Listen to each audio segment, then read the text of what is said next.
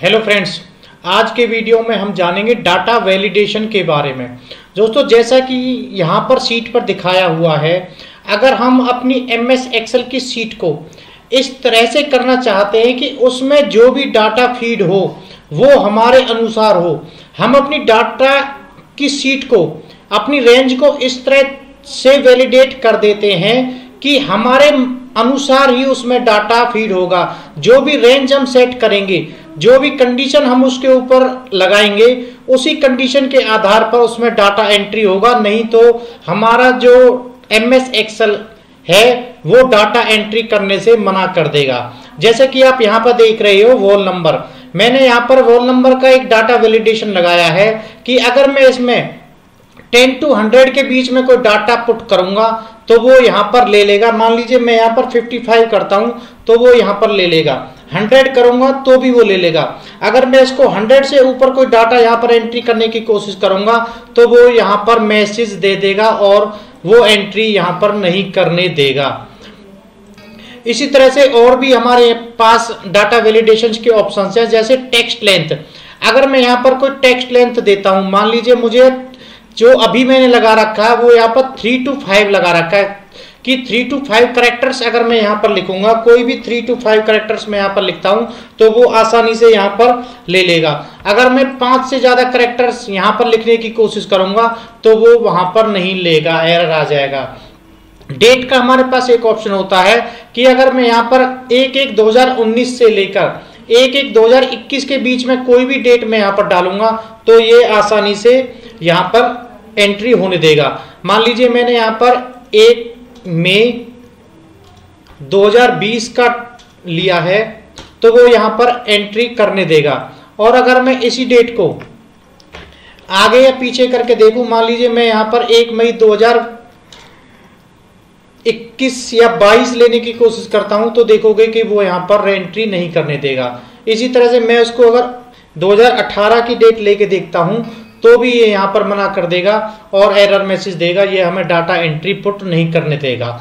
As का भी option ऐसे ही है। अगर मैं यहाँ पर 18 से 55 के बीच में कोई एज डालता हूँ, मान लीजिए 45 डालता हूँ तो वो यहाँ पर लेगा।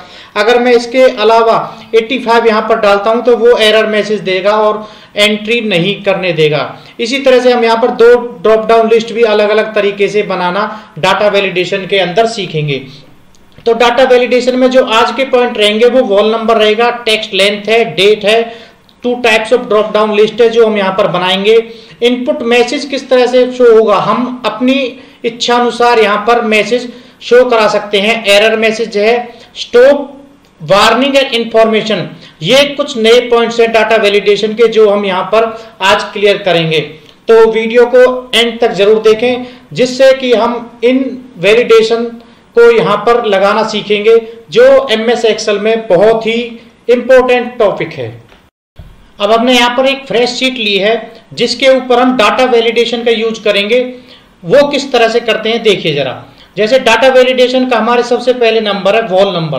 अगर हम अपना जो रेंज है सबसे पहले हमें उसको सिलेक्ट करना पड़ेगा। उसके बाद डाटा टैब से डाटा वैलिडेशन का ऑप्शन हम यहाँ से चूज करेंगे। ये विंडो जब हमारी खुल के आएगी तो सेटिंग में सबसे पहले हम यहाँ पर एलो में हम यहाँ से कोई भी रोल नंबर यहाँ से चूज करेंगे।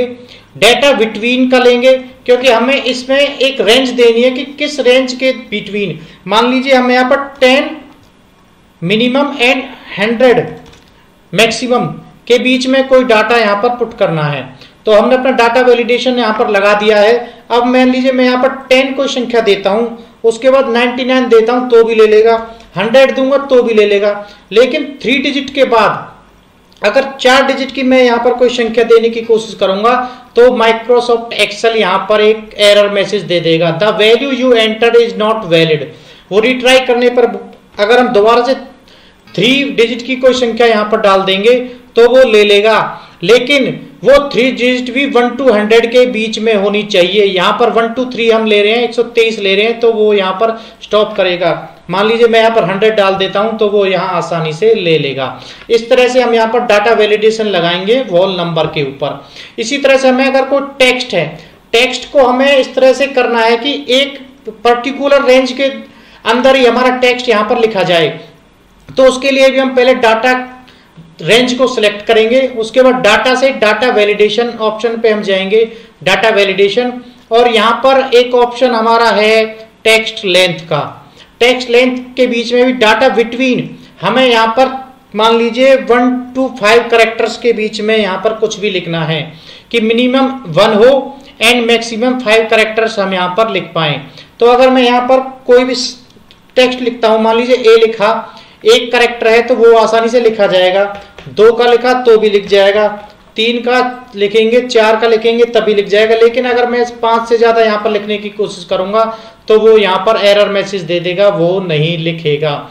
इस तरह से हम टेक्स्ट लेंथ को भी यहाँ पर अपनी एक्सेल की सीट को वैलिडेट कर सकते हैं कि वो टेक्स्ट एक मिनिमम टेक्स्ट संख्या तक ही ले, मिनिमम कैरेक्टर्स तक ही ले। उसी तरह से हम डेट पर यहाँ पर लगाएंगे। तो मान लीजिए मैंने अपनी डाटा रेंज है उसको सिलेक्ट किया, मैं अपनी जो रेंज है उसको एक डेट के बीच में सीमित रखना चाहता हूं कि एक पर्टिकुलर डेट के बीच में ही वो यहाँ पर डेट ले। तो उसके लिए डाटा जाएंगे, डाटा वैलिडेशन पे जाएंगे एंड यहां से ऑप्शन लेंगे हम डेट का। उसके भी डाटा पे बिटवीन स्टार्ट डेट, मान लीजिए मैं यहाँ पे चाहता हूँ 1/1/2019 से लेके 1/1/2021 के बीच में हमारी यहाँ पर डेट होनी चाहिए। उसके बाद ओके करेंगे। The date you entered for the start date invalid, तो यहाँ पर ये इस तरह से डेट लेगा 1/1/2019। इसी तरह से मैं यहाँ पर स्लैश लगा देता हूँ, पॉइंट्स को यहाँ पर वो नहीं लेगा। दोबारा से मैं लगाता हूँ यहाँ पर डाटा वैलिडेशन, यहाँ से लेंगे हम डेट एंड यहाँ से लेंगे 01/01/2019 एंड एंड डेट हमारी रहेगी 01/01/2021 एंड ओके। तो अब हम यहाँ पर देखते हैं 01/01/2019, तो ये आसानी से यहाँ पर ले लेगा। इसी तरह से अगर मैं इसको यहाँ पर कॉपी करके इस डेट को यहाँ पर 2021 करने की कोशिश करूंगा तो वो कर लेगा। लेकिन इसी तरह से अगर मैं इसको और भी कॉपी करके कोई 2019 से पहले की डेट यहाँ पर डालना चाहता हूँ, मान लीजिए 2018 डाल रहा हूँ, तो वो यहाँ पर एरर मैसेज दे देगा और वो हमें यहाँ पर डेट डालने नहीं देगा। इसी तरह से यहाँ पर एज का हम लगा सकते हैं, ड्रॉप डाउन लिस्ट हम यहाँ पर लगा सकते हैं। एज के लिए भी अगर मैं यहाँ पर डाटा वैलिडेशन टैब पे जाऊंगा तो मैं यहाँ पर कोई भी वॉल नंबर में एज सेट कर दूंगा। मान लीजिए मुझे 18 to 55 के बीच में कोई डेट लिखनी है तो मैं यहाँ आसानी से लिख सकता हूँ। मान लीजिए 18 लिखी तो भी लिख जाएगा, 55 लिखी तो भी लिख जाएगा, 65 लिखूंगा तो वो यहाँ पर नहीं लिखेगा।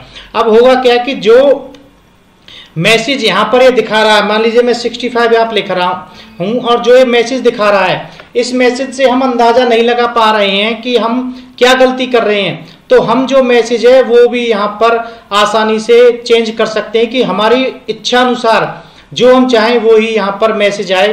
तो वो हम कैसे करेंगे अभी देखते हैं। अब मैं यहाँ पर चाहता हूँ कि जो हमारा एरर मैसेज है, जो एरर मैसेज अगर हमारी समझ में नहीं आ रहा है कि वो एरर मैसेज दे क्या रहा है, तो हम अपनी इच्छा अनुसार जो भी हम चाहते हैं उस तरह का एरर मैसेज हमें दिखाए, जिससे हम पता लगा सकें कि हम एरर क्या कर रहे हैं। तो उसके लिए हमारी जो रेंज है उसका हम सिलेक्शन करेंगे। उसके बाद डेटा टैब से जाएंगे, डाटा वैलिडेशन एंड उसके बाद एरर अलर्ट। तो दोस्तों यहाँ पर 3 तरह के अलर्ट होते हैं। सबसे पहले है हमारा स्टॉप, कि हम यहाँ पर कोई भी इनवैलिड एज लिख देते हैं, इनवैलिड एज है, और मैसेज देख देते हैं put age 18 to 55 and then उसके बाद ओके करेंगे। तो जैसे ही हम यहाँ पर कोई भी डेट लिखेंगे 18 to 65 के बीच में, तो वो यहाँ पर हमें एरर दे देगा, invalid age put age 18 to 55। तो इस तरह से हम यहाँ पर अपनी जो डाटा है उसको आसानी से करेक्ट कर सकते हैं। इसी तरह से हमारे 2 ऑप्शन और हैं, वार्निंग एंड इंफॉर्मेशन। उसके लिए भी अगर हम अपनी जो डाटा रेंज है उसको सिलेक्शन करेंगे, डाटा वैलिडेशन पे जाएंगे एंड एरर में यहाँ पर एक मैसेज है वार्निंग का। उसके बाद इनवैलिड एज हमारा टाइटल रहेगा एंड हम पुट एज 18 to 55 यही मैसेज चाहते हैं। उसके बाद ओके करेंगे तो देखेंगे अब ये क्या करेगा। अगर हम यहाँ पर 65 एज डाल रहे हैं एंड उसके बाद एंटर करेंगे तो ये पुट एज 18 to 55 हमें सिर्फ वार्निंग दे रहा है, पूछ रहा है कि कंटिन्यू करना है कि नहीं करना।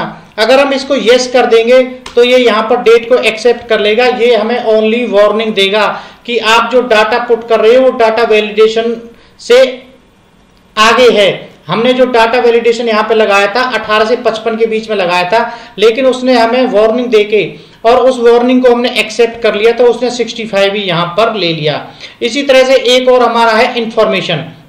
इसमें क्या करेगा कि डाटा वैलिडेशन टैब से हम एरर जो अलर्ट है अगर हम उसमें इंफॉर्मेशन के रूप में रख लेते हैं, मैसेज हम वही रखते हैं invalid age, and error message है वो भी हम सेम रखते हैं। उसके बाद ओके, मान लीजिए अब मैं यहाँ पर 75 को एज देता हूँ। उसके बाद अगर ये मैसेज जो दिखाएगा वो ओनली इंफॉर्मेशन के रूप में दिखाएगा कि पुट एज 18 to 55, कि वो सिर्फ एक इंफॉर्मेशन हमें दे रहा है कि हमने जो वैलिडेशन यहाँ पे लगा रखा है वो 18 से 55 का लगा रखा है, क्या आप इस 75 जो एज हमने यहाँ पर डाली उसको एक्सेप्ट करते हैं? यस करेंगे तो ओके करेंगे, नहीं तो हम कैंसिल कर देंगे। अब मान लीजिए हम इसको ओके कर देते हैं तो वो 75 यहाँ पर एक्सेप्ट कर लेगा। वो सिर्फ हमें यहाँ पर एक इंफॉर्मेशन देगा कि आपने ऐसा वैलिडेशन लगा रखा है और आप ये कर रहे हो। तो हम इंफॉर्मेशन को अगर एक्सेप्ट करते हैं तो वो आसानी से उसको यहाँ पर एक्सेप्ट कर लेगा। इसी तरह से हमने यहाँ पर 2 ड्रॉप डाउन लिस्ट भी बनाई हैं। अगर हम यहाँ पर कोई ड्रॉप डाउन लिस्ट बना चाहते हैं तो उसके लिए भी हम डाटा रेंज का सिलेक्शन करेंगे, डाटा टैब से जाएंगे डाटा वैलिडेशन पे, एंड उसके बाद सेटिंग में एनी वैल्यू में हम यहाँ से लेंगे लिस्ट। उसके बाद हमारा जो सोर्स है, एक तो हमारा तरीका ये होता है कि हमारा जो डाटा है साइड में किसी भी सीट पे वो हो सकता है, हम उसको आसानी से सिलेक्ट करके एंड ओके करेंगे तो आप देखोगे कि यहाँ पर ऑटोमेटिक एक डाटा वैलिडेशन के द्वारा एक ड्रॉप डाउन लिस्ट यहाँ पर बन के आ जाएगी, जिससे हम आसानी से अपनी कंट्रीज का नाम यहाँ पर लगा सकते हैं। उसी तरह से दूसरी एक तरीका और भी है कि हम अपनी डाटा रेंज को सिलेक्ट करेंगे, उसके बाद डाटा टैब से जाएंगे डाटा वैलिडेशन में और यहाँ पर लगाएंगे हम लिस्ट, एंड सोर्स में हम यहाँ पर नेम मैन्युअली फीड कर सकते हैं। मान लीजिए मैंने यहाँ पर लिखा इंडिया, उसके बाद कॉमा देके चाइना, उसके बाद मैंने यूके, उसके बाद जापान लिखा। तो आप यहाँ से आसानी से ओके करेंगे तो आप देखोगे कि यहाँ पर एक हमारी जो हमने नेम यहाँ पर लिए थे उसकी एक ड्रॉप डाउन यहाँ पर आसानी से बन जाएगी।